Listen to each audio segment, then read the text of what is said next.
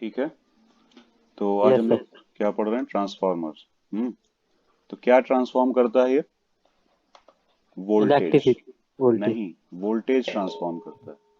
ठीक, या कह सकते हो पावर ट्रांसफॉर्म करता है। हम्म पावर तो एक जैसी रहती है, वोल्टेज एक्चुअली ट्रांसफॉर्म करता है। ट्रांसफॉर्म करने का मतलब क्या है? एक से दूसरे में चेंज कर देना, है ना? क्या चेंज होता है? वोल्टेज और यस सर। करंट। वोल्टेज और करंट चेंज होती है, लेकिन हम वोल्टेज के फॉर्म में इसको बोलेंगे ट्रांसफॉर्मर। ठीक है, क्लियर है? लिखा है ना? For many yes purposes sir. It is necessary to change और ट्रांसफॉर्म। ट्रांसफॉर्म करने का क्या मतलब होता है? चेंज करना, है ना? तो ट्रांसफॉर्म एंड ऑल्टरनेटिंग वोल्टेज, यानी कि कई सारे कामों के लिए हम लोगों को वोल्टेज को चेंज करना पड़ता है। कभी ज्यादा चाहिए होता है, कम मिल रहा होता है, और कभी कम चाहिए होता है, मिल रहा होता है ज्यादा, उस तरफ से, सोर्स की तरफ से। ठीक है, तो उस चक्कर यस में सर। हम लोगों को करना पड़ता है। जैसे अगर हमें मोबाइल चार्ज करने वाला चार्जर बनाना है, या चार्जर में जो ट्रांसफार्मर लगा है वो कौन सा होगा? सर कौन सा? Step down. स्टेप डाउन, क्यों? सर वोल्टेज को डाउन करना है ना। हाँ, मतलब कि सोर्स की तरफ अगर वोल्टेज ज्यादा है, और इधर जिस तरफ हमको लेना है, यानी कि आउटपुट की तरफ, अगर वोल्टेज कम करना है हमको, तो इसका मतलब है स्टेप डाउन, सीधे सीधे। ठीक है। और यस सर। अगर स्टेप अप हुआ तो, सोर्स की तरफ कम होगा और आउटपुट की तरफ ज्यादा, मतलब सोर्स की तरफ जितना भी है उससे ज्यादा होगा आउटपुट की तरफ, है ना? यही चीज है। Yes sir. और ट्रांसफार्मर कौन से प्रिंसिपल पे काम करता है? ट्रांसफार्मर क्या है? एक डिवाइस है। तो हर डिवाइस का एक प्रिंसिपल होता है, यानी कि एक लॉ रहता है उसका, जिसके ऊपर वो काम करता है। ठीक है, तो ये कौन से प्रिंसिपल पे काम करता है ट्रांसफार्मर?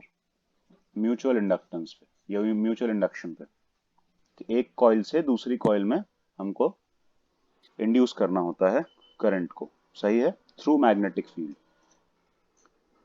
याद है ना यस सर। म्यूचुअल इंडक्टेंस वाला? तो म्यूचुअल इंडक्टेंस में हम एक कॉइल की मैग्नेटिक फील्ड, मतलब एक कॉइल में जो करंट होती है, उसकी वजह से मैग्नेटिक फील्ड जो दूसरी कॉइल से पास होती है उसमें करंट इंड्यूस कर देते हैं। या बोल सकते हैं कि ईएमएफ इंड्यूस कर देते हैं। क्लियर है? तो उसके यस ऊपर सर। काम करता है ट्रांसफार्मर। क्लियर? और ये तो पता चले गया कि क्या ट्रांसफॉर्म कर रहा है, क्या बदल रहा है, क्या चेंज कर रहा है? वोल्टेज। तो कभी अगर बढ़ाना है तो स्टेप अप, और कम करना है तो स्टेप डाउन। उसके बाद, a transformer consist of two sets of coils. सीधी बात है, म्यूचुअल इंडक्टेंस में दो कॉइल तो चाहिए ही होती है ना, एक कॉइल दूसरी कॉइल।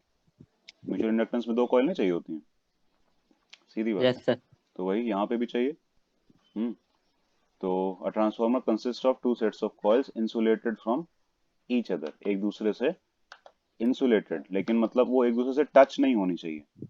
बीच में या तो गैप हो, या बीच में कोई लेयर चढ़ा दी जाए, यानी कि इंसुलेट कर दिया जाए। कांटेक्ट नहीं होना चाहिए उन दो दो कॉइल के बीच में, डायरेक्ट कांटेक्ट नहीं होना चाहिए। सही।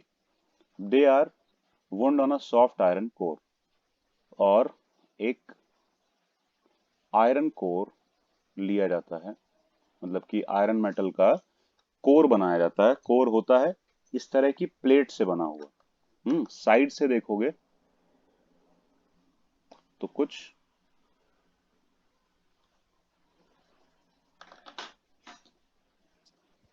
ऐसा दिखेगा, और यहाँ पे तुम्हें लाइनिंग्स नजर आएंगी। Yes sir. सर ये जो पत्ती होती है हाँ, ई बिल्कुल। टाइप की। हाँ, अब चाहे तो ई टाइप की बनाओ, चाहे ऐसे बनाओ, जनरली ई टाइप की होती हैं। मतलब इसके बीच में भी ऐसा होता है। अब इसको तुम इधर आधे से देखोगे तो क्या, ई दिखेगा ना, ऊपर से देखो ई दिख रहा है, नीचे से ई दिख रहा है, ऐसा हो रहा है, यस। देख सकते हो? ठीक है, ई टाइप की लगती है वो। क्लियर? ऐसा कुछ रहता है। Yes sir. इसमें कॉइलिंग कर सकते हैं। और यहाँ पे ये भी ऐसे ही है, ये भी इसी तरह है, मतलब कि, एक मिनट रुक जाओ।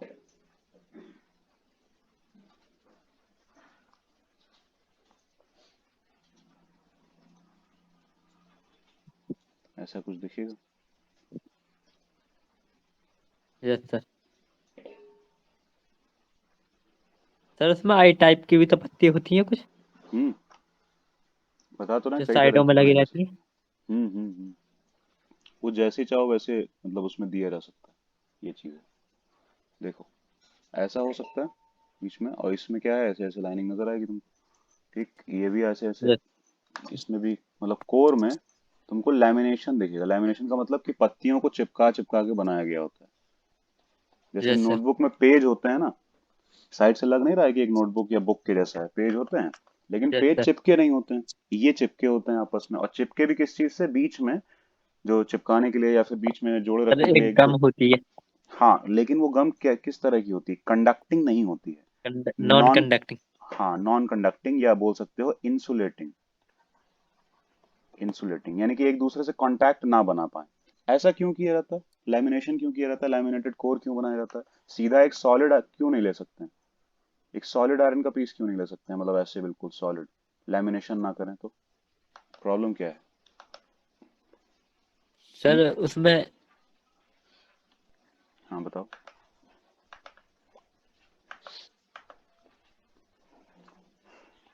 एडी करंट पढ़ा था, याद है? सर एडी करंट ज्यादा निकलेगी। हाँ, और एडी करंट क्या करवाती है? लॉस, हीटिंग करवाती है ना वो। लॉस करंट हीटिंग कराती है। हाँ, तो एडी करंट की वजह से लॉस होता है, किसमें? हीट में लॉस होता है। और एडी करंट ऐसे गोल गोल बननी है, अब यहाँ पे ऐसे नहीं बन पाएगी ना फिर वो। यस मतलब कि सर। एडी करंट को बिल्कुल बराबर सरफेस चाहिए होती है, प्लेन बिल्कुल। समझ रहे हो, ऐसे प्लेन, तब वो बन पाएगी। अगर उसमें टुकड़े टुकड़े हैं, बीच में कटा हुआ है, गैप है, तो एडी करंट यहाँ से यहाँ जंप नहीं कर पाएगी, इतने छोटे से एरिया में ही बनना पड़ेगा उसको।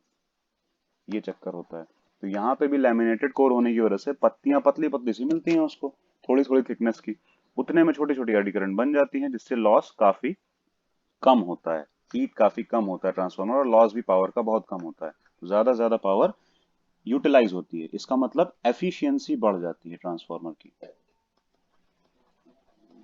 एफिशिएंसी इंक्रीज हो जाती है लैमिनेट करने की वजह से।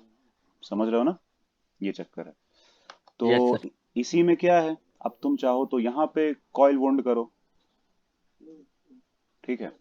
तुम चाहो यहाँ पे कॉइल वुंड यस करो, सर। समझ रहे हो?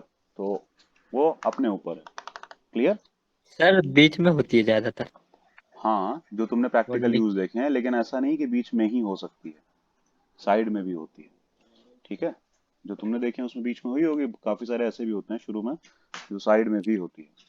ठीक है, की जा सकती है साइड में, कोई दिक्कत नहीं है। और ये कोर का काम क्या है? कोई भी जो कोर बनता है उसका काम क्या है, क्या करता है ये कोर? क्या जरूरत है इसकी, इस पे वाउंड वाउंड क्यों करते हैं? खाली कॉइल लगा दें, ऐसे ऐसे ऐसे लगा दें खाली कॉइल बगल बगल में, क्या दिक्कत है? उनको जोड़ दें, इसकी क्या जरूरत है कोर की? सर करंट इंक्रीज करने के लिए, ना, स्टेप अप या स्टेप डाउन के लिए। नहीं, इनमें से कोई काम नहीं है इसका। पहली बात तो ये बताओ, एक कॉइल से दूसरी कॉइल में जाती कैसे है मैग्नेटिक फील्ड? इस कॉइल से इस कॉइल में कैसे जाएगी? इस सर कॉइल से इस कॉइल इलेक्ट्रिक में, करंट के द्वारा। करंट के द्वारा नहीं, ये कॉइल जुड़ी नहीं होती है म्यूचुअल इंडक्टेंस में, याद रखना। कॉइल में कोई कनेक्शन नहीं होता है, मतलब डायरेक्ट कांटेक्ट कुछ भी नहीं होता है दोनों कॉइल में। हम्म डायरेक्ट जुड़ा होता तब तो करंट चली जाएगी ना इससे इसमें, लेकिन डायरेक्ट जुड़ता ही नहीं है, तो करंट कैसे जाएगी फिर? हम्म समझ रहे हो, डायरेक्ट नहीं जुड़ता है तो करंट भी नहीं जा सकती है। तो कैसे यस जा, इसमें करंट कैसे इंड्यूस होती है? जैसे हम इसमें करंट दे दें, करंट आई दे दी हमने, तो इसमें कैसे इंड्यूस होगी करंट दूसरी वाली कॉइल में? म्यूचुअल इंडक्टेंस में क्या होता था? सर मैग्नेटिक के द्वारा। हाँ, इसके में इससे मैग्नेटिक फील्ड निकलती थी, जो इससे भी क्रॉस करने लगती थी, है ना? ऐसे बाहर निकलेगी तो ऐसे ऐसे यस आएगी सर। ना, इससे भी क्रॉस करने लगेगी, सीधी सी बात है। तो इससे जो मैग्नेटिक फील्ड क्रॉस करेगी, और चेंज अगर हो रही होगी ये मैग्नेटिक फील्ड, उसकी वजह से इसमें ईएमएफ इंड्यूस हो जाता है, और वो ईएमएफ करंट को इंड्यूस कर देता है। आई बात समझ में? ये चक्कर रहता है। Yes sir. तो अगर हम खाली कॉइल लगा देंगे, यानी कि जैसे अभी हमने लगा दी है, तो एक प्रॉब्लम होगी। मैग्नेटिक फील्ड जो ट्रैवल कर रही है हवा में, वो काफी सारी बर्बाद भी हो जाती है, इधर उधर चली जाती है। समझ रहे हो? ज्यादातर यस सर। इधर उधर बर्बाद हो जाती है, यानी कि ज्यादातर मैग्नेटिक एनर्जी तो बर्बाद ही हो जाती है अगर हम ऐसे ही बगल बगल में सिर्फ कॉइल लगा दें, चाहे कितने भी अच्छे तरीके से लगाएं। ठीक है? तो वो ज्यादा बर्बाद ना हो, ज्यादा से ज्यादा मैग्नेटिक फील्ड तुम्हारी वो करंट बनाने में ही जाए, इसीलिए इन दोनों के बीच में एक कोर होता है। अब तुम बताओ ये कोर आयरन का ही क्यों होता है? क्योंकि आयरन ही मैग्नेटिक फील्ड को अच्छे से साथ में लेके जा सकता है, मतलब वो छोड़ेगा नहीं उसको, मतलब कि ऐसा इधर उधर नहीं जाने देगा, वो अपने ही अपने ऊपर ट्रैवल करवा के लेके चला जाएगा। तो ये सबसे अच्छा तरीका है मैग्नेटिक फील्ड को एक कॉइल से दूसरे कॉइल लेके जाने का, रास्ता बना दिया तुमने मैग्नेटिक फील्ड के लिए, ऐसा समझ लो। कोर लगा के, कोर मैग्नेटिक फील्ड के लिए रास्ता हो गया ना, उसको चलने के यस लिए सर। जगह मिल गई। और नहीं तो ऐसे क्या होता, हवा में घूम रहे होते। अब खुद ही सोचो, यहाँ पे अगर हम कॉइल वाउंड करें, यहाँ पे भी कॉइल वाउंड करें, ठीक है, तो अगर ऐसे खाली खाली जाती तो इधर इधर भी बर्बाद हो रही होती मैग्नेटिक फील्ड, लेकिन ये कोर लगने की वजह से कोर भी मैग्नेटाइज हो जाता है ना, इसमें भी मैग्नेटिज्म आ जाता है। तो यस। इस चक्कर में इसी से ट्रैवल करते हुए मैग्नेटिक फील्ड जाती है वापस आती है, ऐसे चलने लगता है। तो इसीलिए ज्यादा से ज्यादा मैग्नेटिक फील्ड यूटिलाइज होती है। अब ये नहीं कह सकते हैं कि बिल्कुल ही बर्बाद नहीं होती है, लेकिन हाँ, बर्बादी बहुत कम हो जाती है, यानी कि वेस्ट बहुत इतना कम हो जाता है जितना, मतलब काफी अच्छा हो जाता है फिर। ठीक है, बहुत कम हो जाता है वेस्ट मैग्नेटिक फील्ड का।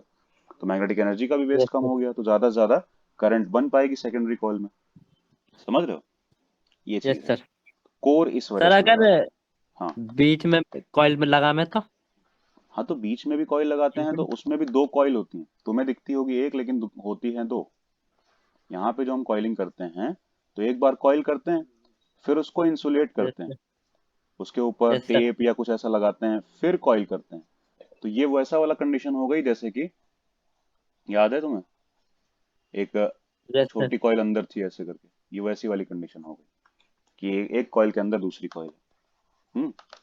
ये भी अच्छा तरीका है। इसीलिए ये वाला ज्यादा यूज होता है, ये और एफिशिएंट है, कि उसके अंदर ही है और कम बर्बाद होगा।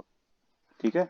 लेकिन हमेशा ये तरीका काम नहीं भी आता है, कभी कभी तुमको वही करना पड़ता है, जैसे कि मैंने बताया ना, यहाँ पे कॉइलिंग और यहाँ पे कॉइलिंग, कभी कभी हो सकता है बड़े ट्रांसफार्मर्स में। ठीक है? वो यस बाद सर। में पता चलेगा, वो भी वहां तक तुम लोगों का नहीं गया हुआ। क्लियर हुआ? समझ में आई बात क्या चल रहा है? Yes sir. ठीक है। तो एक तो ये चीज हो गई कि transformer consist of two sets of coils insulated from each other, they are wound on a soft iron core. वो, और ये सॉफ्ट आयरन कोर क्यों लिया गया है ट्रांसफार्मर में? ताकि वो जो मैग्नेटाइज हो कोर, वो परमानेंट मैग्नेट ना बन जाए। क्योंकि सॉफ्ट आयरन कोर ऐसा मटेरियल होता है जो कि जब करंट होगी कॉइल में, तब तक के लिए तो मैग्नेट जैसा काम करेगा, लेकिन जैसे ही करंट गायब हो जाएगी तो वो मैग्नेटिज्म भी उसका गायब हो जाएगा, कोई मैग्नेट नहीं, नो मैग्नेट, नॉर्मल, मतलब लोहे के टुकड़े के जैसा काम करेगा बस। ठीक है? इसलिए यही यूज करते हैं, क्योंकि हम नहीं चाहते हैं ना कि हर समय ये मैग्नेट बना रहे, फिर तो हम ट्रांसफार्मर को बंद नहीं कर पाएंगे। ऑफ कैसे करेंगे फिर? जैसे कि फैन को ऑफ भी तो करना पड़ता है ना कभी कभी, ये थोड़ी ना कि यस सर। हमेशा लगा दिया और चलता ही रहेगा। अगर ऐसा होगा तब तो फिर गड़बड़ हो जाएगी, लगा दिया चलता रहेगा। कुछ आई बात समझ में? इसी चक्कर में यस सर। ऐसा मटेरियल यूज करो कि जब तुम चाहो तो मैग्नेट जैसा काम करे, और जब तुम चाहो तो बंद हो जाए, मैग्नेटिज्म हट जाए उसमें से। तो ऐसा ही मटेरियल होता है सॉफ्ट आयरन कोर। समझे? सॉफ्ट आयरन का बना होता है, क्योंकि आयरन भी अलग अलग तरह के होते हैं, हार्ड आयरन, सॉफ्ट आयरन, मतलब कार्बन कंटेंट बढ़ा के, कार्बन का परसेंटेज बढ़ा के उसको हार्ड किया जाता है। जैसे स्टील की तरफ जाता है ना आयरन, एक होता है स्टील वाला यस सर। आयरन। स्टील भी आयरन ही तो है, कुछ और थोड़ी ना है। स्टेनलेस स्टील की बात नहीं कर रहे हैं, सिर्फ स्टील की बात कर रहे हैं। ठीक है? जिससे पटरियां वगैरह बनी होती हैं। तो स्टील भी आयरन ही है, लेकिन वो सॉफ्ट आयरन नहीं है। सॉफ्ट आयरन होता है जो ब्रिटल होता है, थोड़ा सा, थोड़ा आसानी से टूट जाता है, नहीं है सिर्फ पत्थर, मतलब टुकड़ा मारते हैं वो वाला, तुम देखना कभी भी छोटे से ट्रांसफार्मर में नहीं लगा होता है, उसको देखना तोड़ के बड़ी आसानी से टूट जाएगा, ऐसा यस लगेगा सर। मुलायम सा आयरन है बिल्कुल, इसीलिए उसको सॉफ्ट आयरन। सर हल्का सा मुड़ जाता था, हल्के से वापस। हाँ, मुड़ भी जाता है, टूट भी जाता है हल्के से, इसी चक्कर में वो इसीलिए यूज किया जाता है, क्योंकि वो मैग्नेटाइज जब चाहो हो जाएगा, फिर जब चाहो हट जाएगा, ज्यादा वैसा वाला नहीं लगाया जाता उसमें। क्योंकि वो वाले अगर लगा दिए गए तो उनके चांसेस हैं कि वो मैग्नेटाइज हो ही जाएंगे परमानेंट, यानी कि परमानेंट मैग्नेट बना देंगे, तो फिर गड़बड़ हो जाएगी। तो ट्रांसफार्मर बंद करोगे वो बंद ही नहीं होगा, फिर भी चालू रहेगा, फिर भी काम करता रहेगा, और ऐसा तो नहीं चाहिए ना हमको कि यस ऐसे ही सर। काम करता रहे। ठीक है, तो either one on top of the other as in figure this. तो वाइंडिंग के जो तरीके हैं वो ये हैं जो तुमने बताया और जो हमने बताया। एक ये वाला, जो बीच वाली कॉइल पे ही दोनों कॉइल, मतलब बीच वाले साइड पे ही दोनों कॉइल्स होती हैं। ठीक है, दोनों ही कॉइल होती हैं, यानी कि एक यहाँ पे ये वाली भी है। ठीक है, यस सर। और यहीं पे ये वाली भी है। ठीक है, इसी के ऊपर, लेकिन हाँ बीच में इंसुलेशन है, ऐसा नहीं है कि मतलब एक दूसरे से कांटेक्ट में है दोनों। ठीक। यस और सर, दूसरा, एक इंसुलेटर की वो होती है जरूरत परत, पड़ती है, बिल्कुल परत रहती है, मतलब उसको टेपिंग कर देते हैं, टेप टाइप का लगा टेपिंग देते हैं या जैसी चढ़ा होती है। देते हैं। हाँ, उसको चढ़ा देते हैं, वो इंसुलेट कर देता है। हम्म। और वैसे ही, या फिर दूसरा तरीका है कि इस तरह का बनाओ, एक इधर हो कॉइल, फिर यहाँ से ऐसे मैग्नेटिक फील्ड ट्रैवल करके दूसरे में जाएगी, एक इधर हो कॉइल।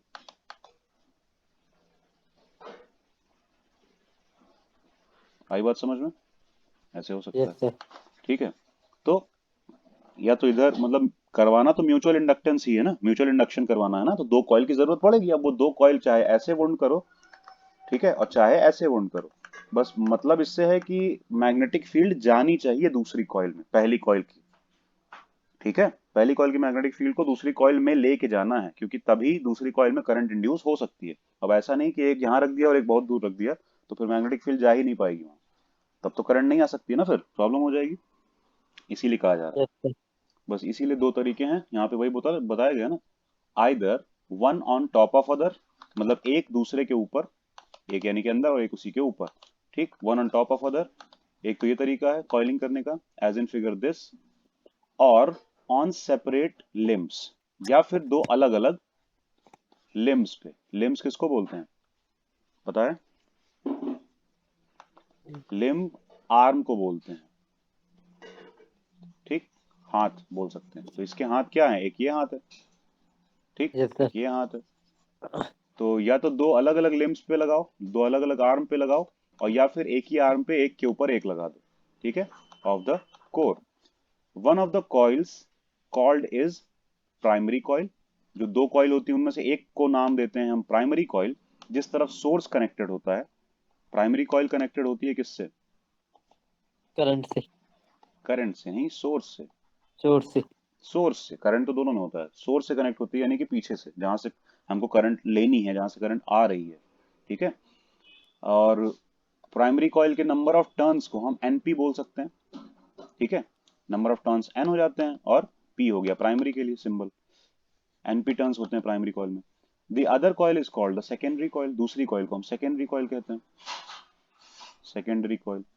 ठीक है, और वो किससे कनेक्ट होती है? आउटपुट से, यानी कि जिस तरफ हमें जरूरत है, कंज्यूम कर रहे हैं, जिस तरफ हम यूज करने वाले हैं। समझ रहे हो? Yes sir. क्लियर, सोर्स को तुम इनपुट भी बोल सकते हो। क्लियर, इनपुट साइड से। और इसके नंबर ऑफ टर्न्स को हम एन एस नाम दे सकते हैं। सही। Often the primary coil is the input coil, लिखा है ना, प्राइमरी कॉइल को क्या बोल रहे हैं? इनपुट कॉइल इनपुट या कॉइल। फिर source coil. And the secondary coil is called output coil. ठीक, यानी कि जहां से हमें यूज करना है वो वाली coil. Clear, of the transformer. Yes sir. ठीक, बस यही है। सो आउटपुट बोल दो या कंज्यूमर कॉइल बोल दो, जिस तरफ से कंज्यूम करना है, जिस तरफ से यूज करना है तुमको उसको। आई बात समझ में? ऐसा यस चक्कर सर। है। इसमें कुछ समझाने लायक है ही नहीं, सिंपल सा है, अभी अभी समझाया था, बस ये आयरन कोर हो जाएंगे। Yes sir. ये जो दिख रहे हैं ये कॉइलिंग दिखाई जा रही है, एक तरफ प्राइमरी लिख दिया गया, एक तरफ सेकेंडरी। इसका मतलब इस तरफ हम कनेक्ट करेंगे क्या? सोर्स। और तो इस तरफ चार। जो भी डिवाइस कनेक्ट करनी है हमको, डिवाइस जो भी कनेक्ट करनी है उस तरफ वो कनेक्ट करेंगे। ठीक है, सेकेंडरी कॉइल की साइड पे, बस ऐसा रहेगा। क्लियर? सर ये फर्स्ट वाला जो ये स्टेप डाउन, डाउन है ना, स्टेप बस डाउन ट्रांसफर। ये, यस सर। वो तो कॉइल के टर्न्स गिनने पड़ेंगे, एक दो तीन चार पाँच छः, ये प्राइमरी के हैं, और एक दो तीन, हाँ, डाउन करेगा। डाउन करेगा, और ये अप करेगा। सही है, क्योंकि यस सर। दिख रहा है ना इसमें नंबर ऑफ टर्न ज्यादा है। अभी पता चलेगा क्यों अप करेगा क्यों डाउन करेगा। तुम्हें शायद पता होगा कि तुम्हारा काम हम होता है, लेकिन फिर भी हमें तो बताना है ना। देखो, two arrangements for winding of primary and secondary coil in the transformer. इसके लिए फिगर बना हुआ है। पहला क्या है, two coils on top of each other, यानी कि एक एक दूसरे के ऊपर, ठीक। और two coils on separate limbs, यानी कि अलग अलग आर्म पे, अलग अलग लिम्ब पे, यानी कि ये वाला, ठीक है। तो दोनों तरह से हम लोग इसको वाइंड कर सकते हैं। जब when an alternating voltage is applied to the primary, यानी कि जब हम ये प्राइमरी कॉइल में एक ऑल्टरनेटिंग वोल्टेज सप्लाई देते हैं, ये क्या है, ऑल्टरनेटिंग वोल्टेज का सोर्स ही तो सिग्निफिकेंट। है ना। Alternating yes current sir. नहीं है, ऑल्टरनेटिंग एसी वोल्टेज का सोर्स है। AC voltage voltage source source. Actually, ठीक है। एसी वोल्टेज सोर्स है ये, ठीक। ई लिख दो या वी लिख दो, जो भी इसका वोल्टेज है, ठीक। अगर जब हम वो प्राइमरी पे अप्लाई करते हैं, the resulting current produces N alternating magnetic flux. तो इससे जो करंट आती है वो हर समय चेंज हो रही होती है ना, और ऑल्टरनेटिंग भी होती है। समझ रहे हो, यस सर। चेंज भी होती है और ऑल्टरनेटिंग भी हो रही होती है, यानी कि पलट भी रही होती है। तो तुम्हें पता है, याद है, कॉइल में जैसे करंट बिहेव करेगी, फ्लक्स भी वैसे ही बिहेव करता है। तो फ्लक्स भी चेंज हो रहा होगा, वो भी ऑल्टरनेटिंग चेंज हो रहा होगा, यानी कि पलट भी रहा होगा बार बार। चेंज का मतलब वैल्यू बढ़ रही है, कभी घट रही है, मतलब हर समय चेंज हो ही रहा है। और वो भी ऑल्टरनेट भी हो रहा है, यानी कि एक बार इस तरफ तो एक बार उस तरफ। क्लियर हुआ। Yes sir. तो इसमें जब करंट चेंज होगी, current the resulting current produces N alternating magnetic flux, बोला है ना, ऑल्टरनेटिंग मैग्नेटिक फ्लक्स को प्रोड्यूस कर देगा, ठीक है। विच लिंक्स द सेकेंडरी एंड, मतलब कि ये यही फ्लक्स कोर से ट्रैवल करके, अब चाहे इसमें देखो तो कोर से ट्रैवल करके सेकेंडरी में चला जाएगा। प्राइमरी में जो डेवलप हुआ है वो सेकेंडरी से भी क्रॉस करने लगेगा कोर की वजह से। यहाँ पे भी ये तो उसके अंदर ही है, तो इसके तो कोर क्रॉस करेगा ही, इसका फ्लक्स अंदर वाली कॉइल से भी क्रॉस करेगा ना। तो एक मैग्नेटिक फ्लक्स का चेंज आने लगेगा, जो कि सेकेंडरी कॉइल में, दूसरी वाली कॉइल में ईएमएफ इंड्यूस कर देगा, ठीक। और ये ईएमएफ करंट प्रोड्यूस कर देगी फिर, ठीक है। करंट इंड्यूस कर देगा ईएमएफ।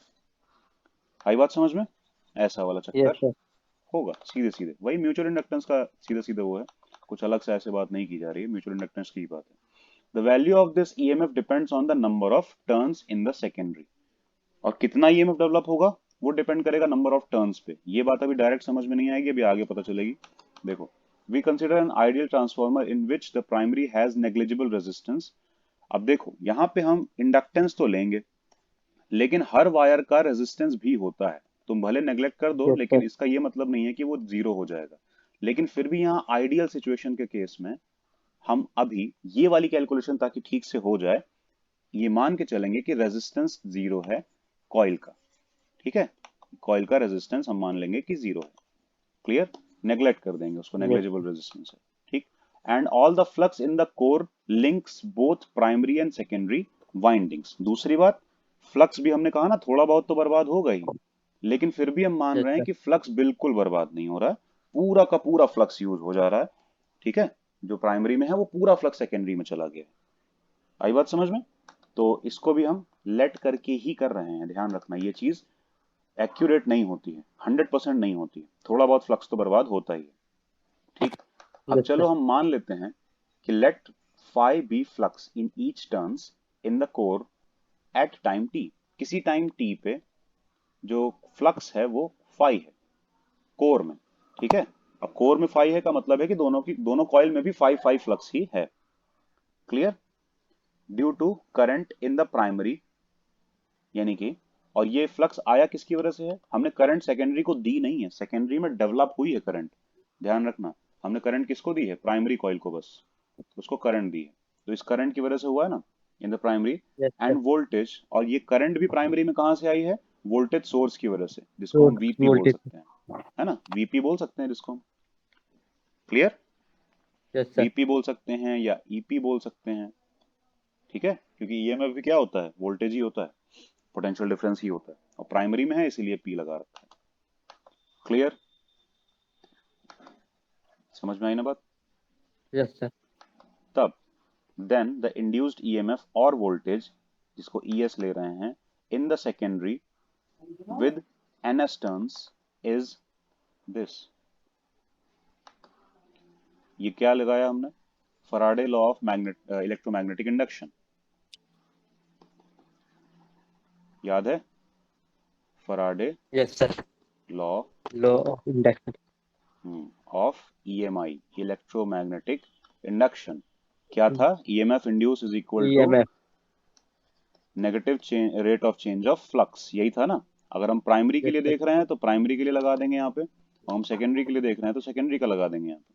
बस ये देखो, सेकेंडरी का देख रहे हैं तो EMF सेकेंडरी और नंबर ऑफ टर्न्स भी सेकेंडरी के ही लगाया, और change in flux with respect to time वो भी लिखा। सही है।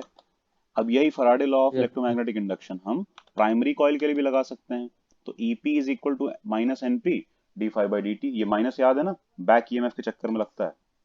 या फिर ये भी है कि वो अपोज कर रहा होता है EMF जो इंड्यूस हुआ है, इस फ्लक्स को अपोज कर रहा है, चेंज को, इस वजह से ये EMF आता है, तो इसीलिए नेगेटिव लगा होता है, इसमें भी लगा है। आई बात समझ में? यस अब सर। अब अगर हम इसको डिवाइड कर दें, ये इक्वेशन 1 है, ये इक्वेशन 2 है, अगर हम 1/2 कर दें तो क्या आएगा? ES/EP is equal to NS/NP। क्यों? क्योंकि डिवाइड करेंगे तो ये माइनस माइनस कट जाएंगे, d∅ dt कट जाएगा, देख सकते हो ना? डिवाइड करने से तो बचेगा क्या? Yes sir. ऊपर सिर्फ NS बचेगा, नीचे सिर्फ NP बचेगा। लेकिन एक चीज है, ये जो EMF है, तो ये P के साइड वाला, तो ये तो सोर्स का वोल्टेज है ना, एक्चुअली देखा जाए तो। ठीक है, उस तरफ कोई EMF थोड़ी ना इंड्यूस होता, उधर तो सोर्स का वोल्टेज था, यस तो सर। उसको VP लिख सकते हैं। और इस तरफ जो EMF इंड्यूस हुआ है सेकेंडरी कॉइल में ES, उसको हम VS लिख सकते हैं। ES को आराम से VS लिख सकते हैं, कोई दिक्कत ही नहीं, तो उसको VS लिख दिया हमने। ठीक, इज इक्वल टू आ गया NS/NP। ये रिलेशन काफी ज्यादा यूजफुल है, जिसके बेस पे तुम अभी कह रहे थे कि ये एक स्टेप अप है या स्टेप डाउन है। यही रिलेशन है, number of yes coil sir. देख के ही कहते हैं हम। आई बात समझ में? इसका मतलब यस सर। वोल्टेज जो मिलेगा सेकेंडरी साइड, वो सेकेंडरी साइड और प्राइमरी साइड के नंबर ऑफ टर्न्स पे डिपेंडेंट है, सही देखा जाए तो, और प्राइमरी साइड के वोल्टेज पे तो डिपेंडेंट है ही। यानी कि जो रेशियो सेकेंडरी और प्राइमरी वोल्टेज में है, वही रेशियो सेकेंडरी और प्राइमरी कॉइल्स के टर्न्स में है। इसका मतलब अगर हम नंबर ऑफ टर्न्स को अपने हिसाब से सेट करें तो वोल्टेज भी उस हिसाब से सेट हो जाएगा। कुछ आई बात समझ में? Yes sir. हम अगर प्राइमरी में 100 टर्न बनाएं और सेकेंडरी में 15 टर्न्स बनाएं, 15 टर्न्स बनाएं, कुछ भी ऐसे ले लें, ठीक है? प्राइमरी में हमने यस सर। 100 टर्न्स दिए और सेकेंडरी में 15 टर्न्स दिए, तो रेशियो क्या आएगा? 15/100। 100। किसका रेशियो? NS/NP का। लेकिन एनपी। NS/NP किसके इक्वल है? VS/VP के इक्वल भी है। VS upon VP. सही है। तो यस इसका सर। मतलब सेकेंडरी साइड का वोल्टेज भी 15 समथिंग एक्स और प्राइमरी साइड का वोल्टेज 100 समथिंग एक्स ऐसे बस करके होगा। समझे? Yes sir. मतलब इसी रेशियो में है, इसी रेशियो में वोल्टेज डिवाइड हो गया, तुम समझ पा रहे हो? यानी कि अगर यस वोल्टेज सर। 200 है तो फिर प्राइमरी का वोल्टेज 200 है तो सेकेंडरी का वोल्टेज 30 हो गया, क्योंकि यही रेशियो यस चाहिए सर। ना। 30/200 ही तो करके आएगा 15/100। समझ पा रहे हो? या फिर इसको थोड़ा यस सर। डिवाइड कर लो, थोड़ा और इजी लगेगा। डिवाइड करेंगे तो 5 3 जा एंड 5 कितनी बार? 5 2 जा 20, 3/20। तो ऐसे ही यस समझ सर। लो। तो अगर हमको देखना है कि प्राइमरी साइड का वोल्टेज 20 है तो सेकेंडरी साइड का वोल्टेज 3 होना चाहिए। 3 आएगा, 3 मिलेगा हमको। समझ यस पा सर। रहे हो? तो ये वही रेशियो तो हो गया, जो ये रेशियो ये है। इसका मतलब है कि जो वोल्टेज हैं वो उसी रेशियो में डिवाइड होंगे जिस रेशियो में हम कॉइल के टर्न्स को डिवाइड करेंगे। यानी कि टर्न्स को आधा कर दें, जैसे NP है 100 और टर्न्स हो गए 50, आधा कर दिया 50 हो गया, यानी कि यस सर। सेकेंडरी कॉइल में टर्न हमने 50 कर दिया। तो फिर क्या आ जाएगा? 50/100, जिसको हम कह सकते हैं 1/2। वन बाई इसका टू। मतलब है कि Vs भी आ जाएगा Vp का 1/2, क्योंकि Vp यहाँ ऊपर ले जाओ, मल्ट ऊपर यस सर। क्या चला जाएगा, Vs अपॉन Vp क्या है, 1/2 है, तो वन बाई Vs टू। क्या हो गया, Vs हो गया Vp अपॉन 2, या फिर कह सकते हो 1/2 Vp, यानी कि Vp का आधा, जैसे कि Ns था Np का आधा। दिख रहा है ना साफ साफ, यानी कि जिस यस रेशियो सर। में नंबर ऑफ टर्न्स को हम डिवाइड करेंगे उसी रेशियो में वोल्टेज भी डिवाइड हो जाएगा। अब यहाँ उल्टा भी कर सकते हैं, नंबर ऑफ टर्न्स को 100 ले लो, और मतलब प्राइमरी साइड 100 ले लो और सेकेंडरी साइड 200 ले लो, ये 400 ले लो, 400 ले लो, ठीक है। तो फिर एन एस अपॉन एनपी क्या आएगा, 400/100 आएगा ना। ये किसके इक्वल यस है, sir. We S upon VP के इक्वल। तो ये 0 0 काट दो, क्या बचा, 4/1, यानी कि 4 बचा। अब अगर yes V sir. S upon VP 4 है और वीपी को हम राइट साइड ले जाएं, तो इसका मतलब सेकेंडरी साइड का जो वोल्टेज है वो प्राइमरी साइड के वोल्टेज का 4 टाइम्स है, 4 गुना है। जैसे कि सेकेंडरी साइड का जो नंबर ऑफ टर्न्स थे वो 4 गुना थे, बिल्कुल वैसे ही, यानी कि एग्जैक्टली सेम तरीके से वो आता है, चेंज आता है।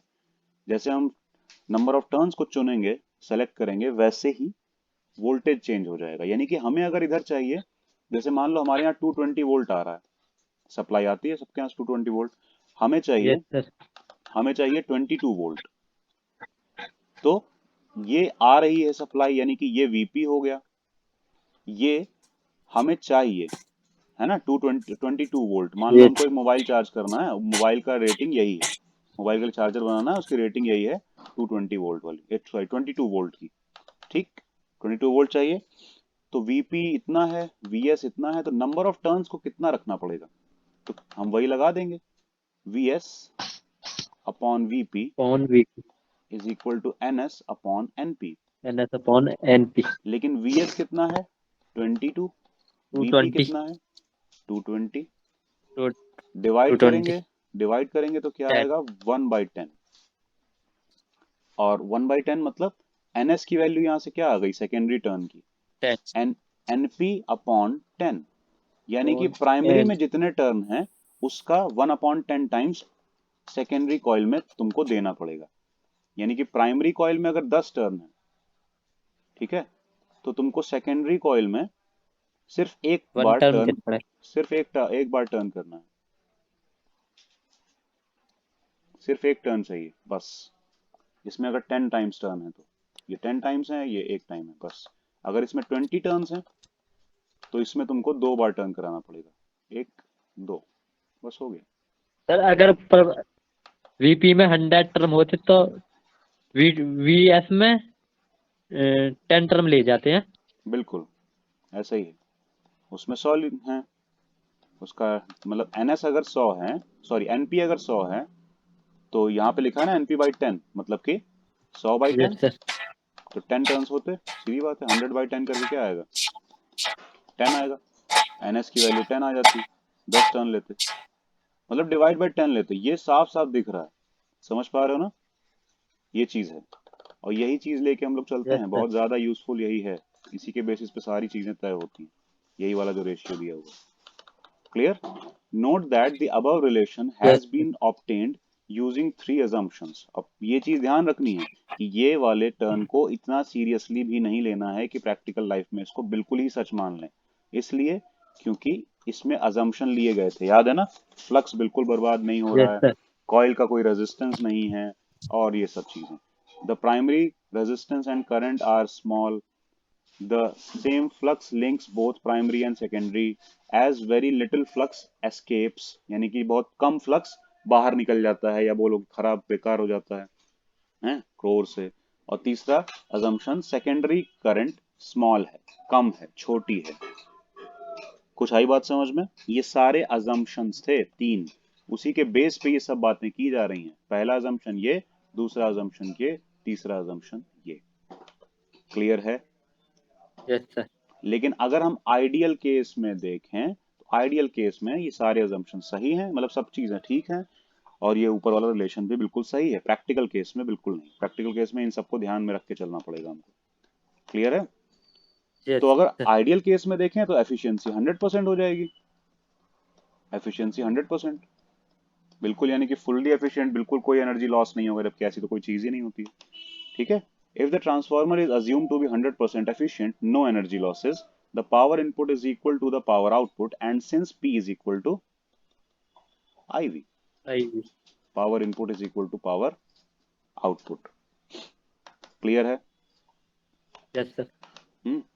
तो P is equal to IV के हिसाब से, यानी कि IP VP is equal to IS VS, ये बोल सकते हैं ना, जितनी पावर इधर यस उतनी सर। पावर उधर। ठीक है। IPVP is equal to ISVS। अगर लॉस नहीं हो रहा है तो, आइडियल केस की बात हो रही है, बिल्कुल लॉस नहीं हो रहा है तब। क्लियर? तो करंट का फिर क्या रेशियो मिला? देखो, IP यहीं रहने दो, IS को यहाँ डिवाइड में ले आओ नीचे, तो IS यहाँ आ गया। VS उधर रहने दो, VP को डिवाइड में ले जाओ तो ये VP हो गया। उल्टा रिलेशन आया, देख रहे हो ना? VP yes sir. IP upon IS क्या आ रहा है? VS upon V VP। S upon V. उल्टा है ना, P के सामने P नहीं है, S है, उल्टा रिलेशन यस है। सर। और एक चीज और है, VS अपॉन VP क्या होता है? VS अपॉन VP तो NS अपॉन एनपी होता है। NP होता है। तो IP अपॉन IS आ गया NS अपॉन NP। इसका मतलब है कि टर्न जिस रेशियो में डिवाइड होंगे उसका उल्टे रेशियो में करंट डिवाइड होगी। ठीक है। करंट बन पाएगी उसके उल्टे रेशियो में, यानी कि अगर NP 100 है, NS 10 है, NP 100 है, NS 10 है, तो IP अपॉन IS होता है NS अपॉन NP। और NS की वैल्यू रखेंगे हम 10, NP की वैल्यू रखेंगे 100, कट के आएगा 1/10। ठीक, लेकिन हमें क्या निकालना है? Yes sir. सेकेंडरी साइड की करंट। तो सेकेंडरी साइड की करंट निकालने के लिए इसको ले गए ऊपर, तो ये IP इंटू 10 या फिर 10 IP, ये आ जाएगा IS के बराबर, क्योंकि IS ले जाओगे यहाँ और 10 ले जाओगे यहाँ, IP से मल्टीप्लाई हो जाएगा, तो इसीलिए yes sir. Ultimately IS is equal to क्या आएगा? 10 IP के बराबर। यानी कि सोर्स की साइड, प्राइमरी साइड जितना करंट आ रहा है उसका 10 गुना करंट तुमको इधर मिलेगा। उल्टा हुआ ना, सेकेंडरी साइड हमने कॉइल को कम यस सर। किया है, 1/10 किया है हमने सेकेंडरी साइड कॉइल को, और लेकिन सेकेंडरी साइड करंट बढ़ गई है। देख रहे हो, सेकेंडरी साइड की करंट प्राइमरी साइड की करंट से भी 10 गुना ज्यादा है। तो वोल्टेज का तो सीधा रेशियो होता है कि जैसे तुम करंट को जैसे तुम टर्न्स को लोगे, डिवाइड करोगे, अगर टर्न्स को तुम प्राइमरी से सेकेंडरी की साइड कम लोगे तो वोल्टेज कम हो जाएगा। ठीक है। टर्न्स को तुम प्राइमरी से सेकेंडरी की साइड ज्यादा लोगे तो वोल्टेज ज्यादा हो जाएगा। लेकिन यस करंट सर। का एग्जैक्टली उल्टा है, प्राइमरी से सेकेंडरी साइड अगर नंबर ऑफ टर्न्स कम है तो करंट ज्यादा हो जाएगी, और अगर प्राइमरी से secondary side number of turns ज्यादा है तो करंट कम हो जाएगी। एग्जैक्टली ऑपोजिट रिलेशन है, बस उल्टा है। ठीक है, वोल्टेज का सर उल्टा जिस रिलेशन है। साइड कॉइल कम है उस साइड स्टेप डाउन होएगा, और जिस साइड ज्यादा उस साइड स्टेप अप होएगा, ये ऐसा है ना? वोल्टेज में, लेकिन करंट में क्या होगा? ये step down step up voltage के लिए है, करंट के लिए नहीं है। करंट का उल्टा केस है, वोल्टेज कम होगा तो करंट बढ़ जाएगी, क्योंकि पावर को सेम रहना है।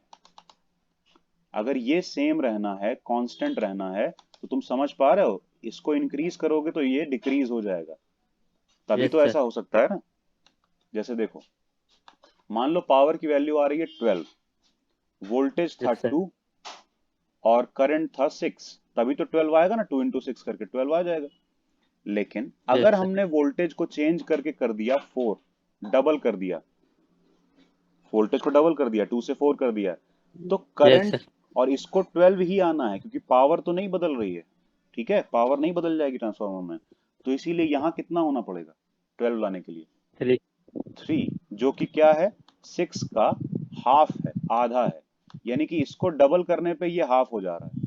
यही हम समझाना चाह रहे हैं, एक को बढ़ाओगे जितना, उतना दूसरा कम हो जाएगा, या फिर एक को जितना कम करोगे उतना ही दूसरा बढ़ जाएगा। अब देखो एक और सिनेरियो, अगर हम वोल्टेज को कम कर दें, हाफ कर दें, 2 से 1 कर दिया हमने, तो तब करंट बढ़ जाएगा सर। कितना बढ़ेगा, यहाँ पे कितना आना चाहिए, 12 करना है ना, 12। तो यहाँ पे यस 12 सर। ही आना चाहिए, 1 into 12 करके ही 12 आएगा। तो इसका मतलब देखो करंट कितना हो गया, डबल हो गया, वोल्टेज को हाफ करने से करंट डबल हो गया, यही चीज है। आई बात समझ में क्यों ऐसा हो रहा है, क्योंकि ऐसे भी देख सकते हो V is equal to P upon I नहीं हो जाएगा।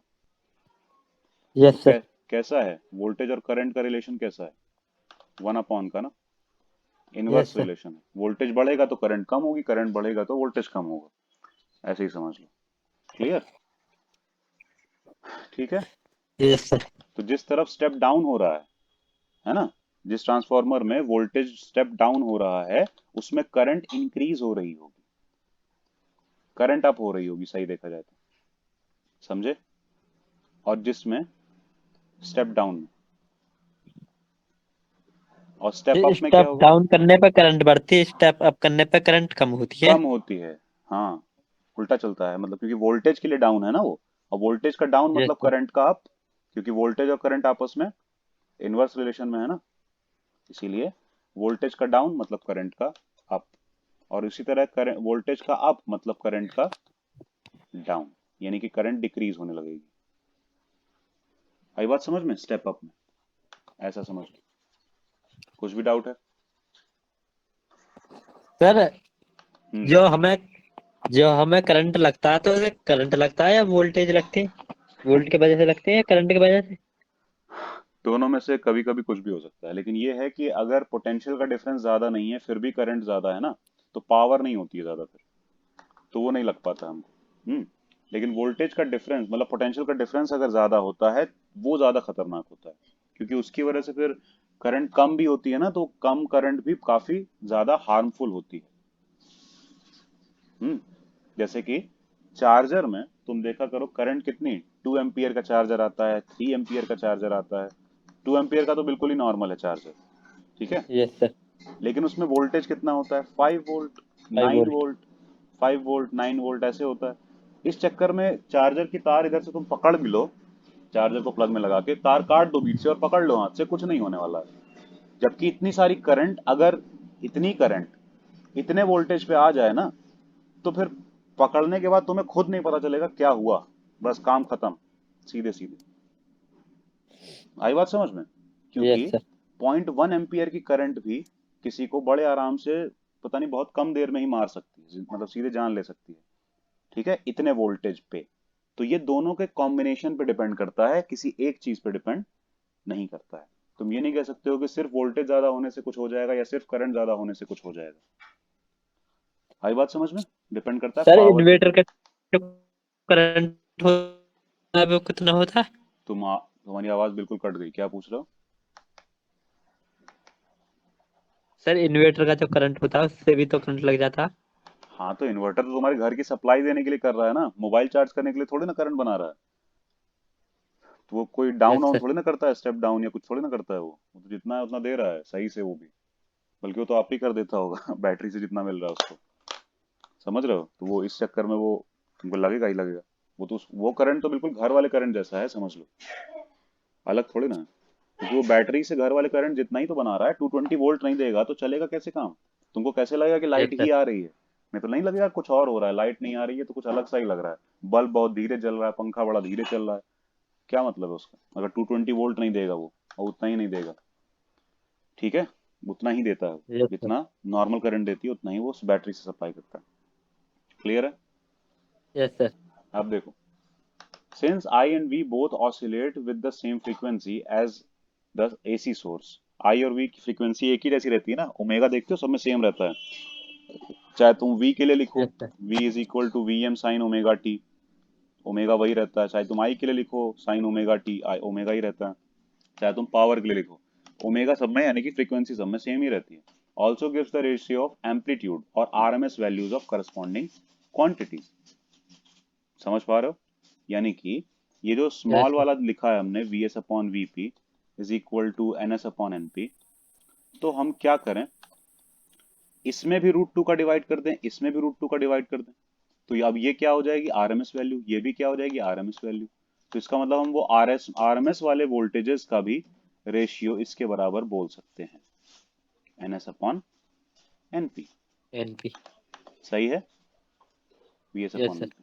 ये कैपिटल वी से हम RMS वाला दिखाते हैं, ध्यान रखना। स्मॉल दिखाएंगे तो वो नॉर्मल वाली वैल्यू होगी, लेकिन कैपिटल दिखाएंगे RMS वाली वैल्यू होगी, करंट में भी और उसमें भी। क्लियर है? और यही सेम चीज करंट यस में सर। किया जा सकता है। करंट में IP अपॉन IS है, NS अपॉन NP, उल्टा चलता है ना, IP upon IS, NS upon NP, उल्टा। तो करंट में ये रेशियो है, इसमें भी वही करें, √2 का ऊपर डिवाइड, √2 का नीचे डिवाइड कर सकते हैं ना, दोनों में सेम चीज करेंगे तो फिर न्यूट्रल हो जाएगा। तो यस सर। ये क्या हो गया, RMS वैल्यू करंट की किस तरफ, प्राइमरी साइड पे। और ये क्या हो गया, RMS वैल्यू करंट की लेकिन किस तरफ, सेकेंडरी साइड पे। तो ये भी तो रिलेशन मिला, यस सर। है ना। यानी कि हम यहाँ पे कह सकते हैं ये IP अपॉन IS आ जाएगा। तो जो रिलेशन हमको ऐसे मिले थे बिना, मतलब कि बिना RMS वैल्यूज देखे, वो रिलेशन हमको RMS वैल्यू में भी मिलते हैं डायरेक्टली। ठीक है, अगर हम उसमें चेंज करते हैं तो यस कोई अलग सर। अलग कुछ नहीं होता है, उसी तरह का इफेक्ट आता है। क्लियर हो गया? अब बाकी यहाँ पे वही step up yes step down के बारे में सारी इन्फॉर्मेशन दी है, वो काफी जल्दी जल्दी समझ में आ जाएगी, इतनी कोई प्रॉब्लम नहीं है, फिर भी हम बता दे रहे हैं चलो। That is if the secondary coil has a greater number of turns.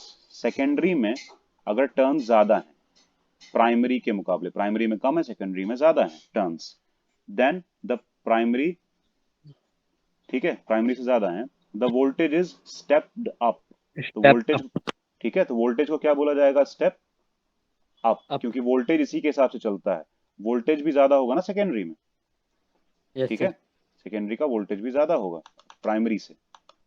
Clear? और अगर वही यस उल्टा हो, यानी कि देखो, सेकेंडरी का वोल्टेज भी ज्यादा होगा प्राइमरी से, जब सेकेंडरी का वोल्टेज प्राइमरी से ज्यादा है मतलब स्टेप अप किया गया है। This type of arrangement is called step up transformer. और इस तरह का जो ट्रांसफॉर्मर बनाया जाएगा उसको हम स्टेप अप ट्रांसफॉर्मर बोल सकते हैं। ठीक है।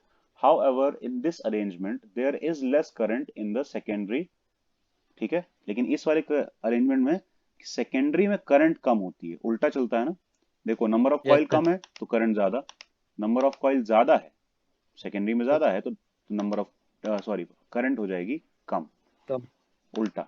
ठीक है, इसलिए लिखा है however in this arrangement there is less current in the secondary than in primary. Current कम होती है, सेकेंडरी में देखो लेस है करंट, दिख रहा है ना, प्राइमरी से। Yes sir. ठीक। फॉर एग्जाम्पल, अब यहाँ पे एग्जाम्पल दिया गया है, ये तुम पढ़ लेना क्योंकि हमने भी ऐसे ही कुछ एग्जाम्पल्स काफी सारे दे दिए हैं, तो ये बार बार यस सर। बताने की जरूरत नहीं है हमको। ठीक है। और इसके बाद if the secondary coil has less less turns than the primary, यानी कि सेकेंडरी में टर्न कम हो प्राइमरी में ज्यादा हो, देख रहे हो ना, सेकेंडरी में less number yes of sir. Turns है प्राइमरी से, तो सेकेंडरी में लेस है, तो वोल्टेज भी सेकेंडरी में लेस होगा। सेकेंडरी में देखो वोल्टेज भी लेस है, कम है, तो इस तरह के ट्रांसफार्मर को स्टेप डाउन ट्रांसफार्मर कहेंगे, क्योंकि सेकेंडरी साइड जिस तरफ हमको आउटपुट लेना है, वोल्टेज कम हो गया ना। प्राइमरी का हम नहीं सेट कर रहे होते हैं, प्राइमरी का तो जो है वो सोर्स तय करेगा, लेकिन सेकेंडरी साइड अगर हमने प्राइमरी से कम रखा तो स्टेप डाउन किया, प्राइमरी से ज्यादा रखा तो स्टेप अप किया। क्लियर हो गया? यस और सर। यहां भी करंट का उल्टा ही चलेगा। Step up step down transformer है तो वोल्टेज तो डाउन हुआ होगा लेकिन करंट अप हो गई होगी, यानी कि करंट सेकेंडरी में ज्यादा होगी। देखो, सेकेंडरी साइड करंट ज्यादा है, दिख रहा है, यस सर। सेकेंडरी साइड ज्यादा है प्राइमरी से। क्लियर हो गया? That is the voltage is step down और reduced and the current is increased. Voltage कम हो गया लेकिन करंट क्या हो गई है, बढ़ गई है। क्लियर हुआ? बस यही है। Yes sir. The equations obtained above apply to ideal transformers। जितनी भी इक्वेशन ऊपर निकली हैं, ये वाली या ऊपर वाली, सब क्या है, आइडियल केस में है। वो 3 अजम्पशन लिए थे, याद है ना, कोई कोई रेजिस्टेंस यस नहीं सर। होगा, कोई फ्लक्स बर्बाद नहीं होगा, सारा फ्लक्स एक कॉइल से दूसरी कॉइल में पूरा का पूरा ट्रैवल कर जाएगा, ठीक है, कोई और लॉसेस नहीं होंगे, वो सब कुछ हटा दिया था तब। ठीक है, the equations above obtained above applied to ideal transformers without any energy loss, but in actual transformers small energy losses do occur due to the following reasons। कुछ एनर्जी लॉसेस आते हैं कुछ फॉलोइंग रीजंस की वजह से, जैसे कि flux leakage. Flux leakage मतलब सारा का सारा फ्लक्स कोर से ही नहीं ट्रेवल करेगा, थोड़ा बहुत इधर उधर भी बर्बाद होगा कॉइल से, ठीक है, इधर उधर भी बर्बाद होगा, लीक करेगा एक तरह से देखा जाए तो। ठीक।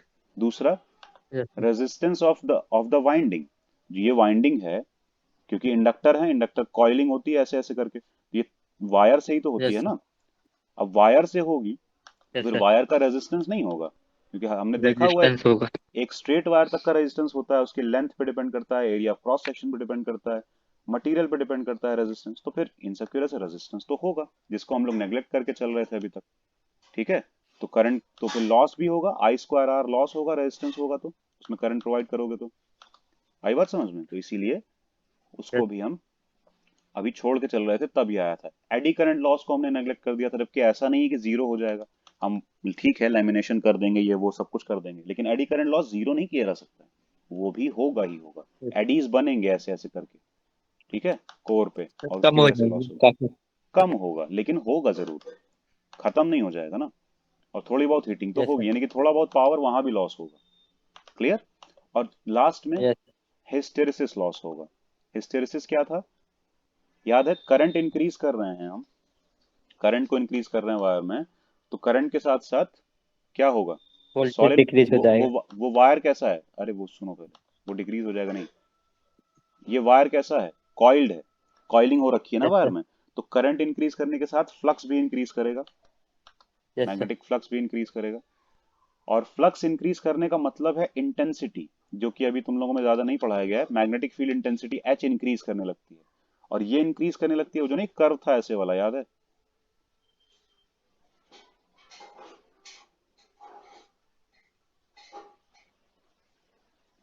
ऐसा एक कर्व था, ठीक है, जो तुम लोगों से कोर्स से हटा दिया गया है, वो है हिस्टेरिसिस यस वाला कर्व। उसमें क्या वही बताया जा रहा होता है कि लॉस हो रहा, लॉस थोड़ा थोड़ा होता है ना एक्चुअली में। तो हिस्टेरिसिस का लॉस भी होगा, यानी कि इसको मैग्नेटाइज करना, फिर डीमैग्नेटाइज करना, फिर मैग्नेटाइज करना, फिर डीमैग्नेटाइज करना, ये कोर बार बार ऑन ऑफ करने से क्या होगा? Magnetize demagnetize, magnetize demagnetize. Yes sir. On off किया, करंट बढ़ेगी फिर जीरो हो जाएगी, फिर इस तरफ बढ़ेगी फिर जीरो हो जाएगी, ये सब चक्कर में इससे हिस्टेरिसिस लॉस होता है, मैग्नेटिक फ्लक्स का उस तरह से लॉस होता है।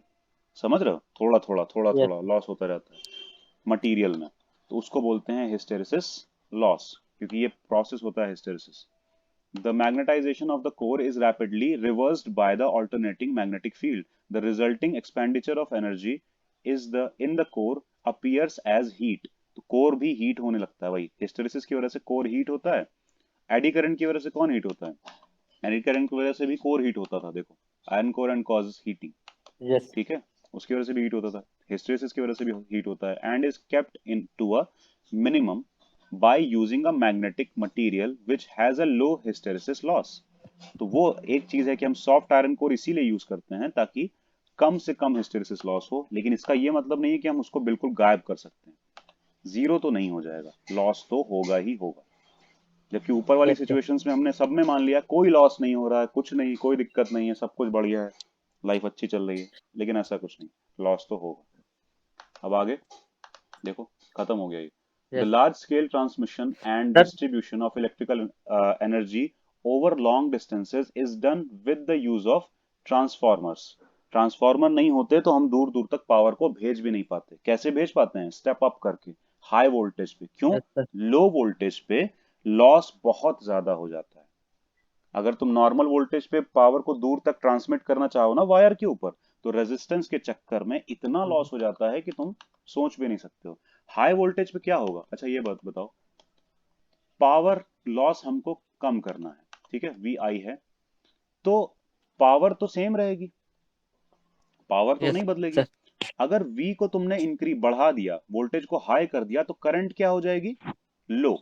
और decrease. I I square R से जो लॉस होने वाला है वो भी क्या हो जाएगा? कम, लो। क्योंकि करंट कम हो गई, तो फिर लॉस भी तो कम हो गया ना, करंट के डायरेक्टली प्रोपोर्शनल है लॉस, यस देखो। सर। तो इसीलिए कह रहे हैं हाई वोल्टेज पे ट्रांसमिशन करना पड़ता है, और हाई वोल्टेज लाएंगे कैसे? स्टेप अप ट्रांसफार्मर से, सीधी सी बात है अब ना। ट्रांसफर। बिल्कुल, आई बात समझ में? इस चक्कर में स्टेप अप करना यस पड़ता है सर। हाई वोल्टेज ट्रांसमिशन के लिए।